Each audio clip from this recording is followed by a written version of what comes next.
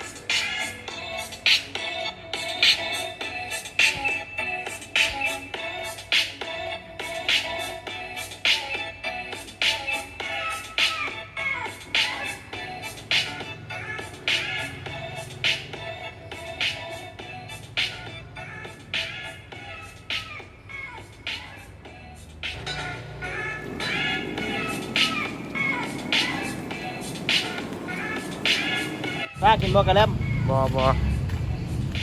อ้าวใส่ว่าบ่กินฟ้าโอ้กี่ว่าหยอกไปซื้อฟ้าบ่กิน2 อันนะเมื่อนี้มีเทศกาลทูบเงาญี่ปุ่นครั้งที่4นำหัวสีอย่างนี้เลย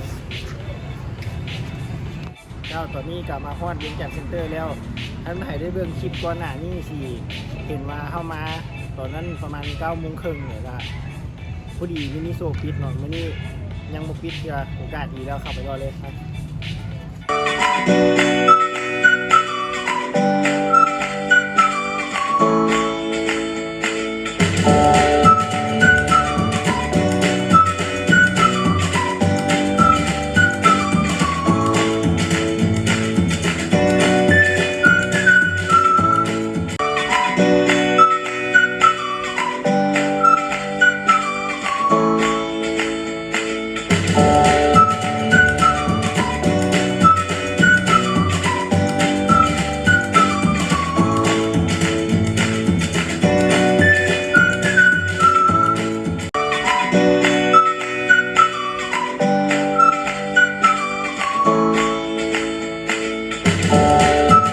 คือสิแมนงานนี่ครับอีก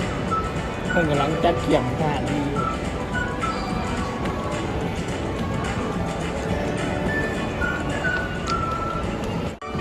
และตอนนี้กับพ่อแล้วให้เข้าไปรอเบิ้งเครื่อง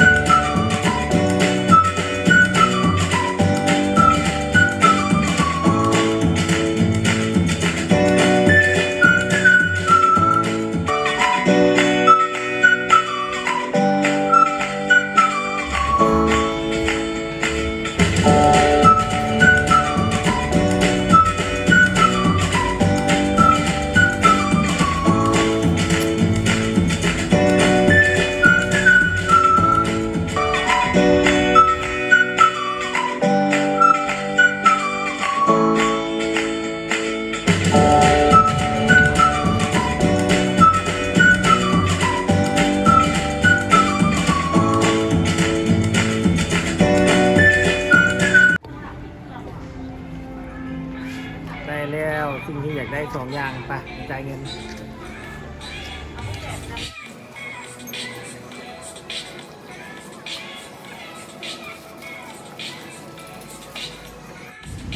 เรียบร้อยแล้วสำหรับภารกิจมื้อนี้มาซื้อเครื่องลืมกดไลค์กดแชร์กด Subscribe ไปกินทู Channel เด้อขอบใจ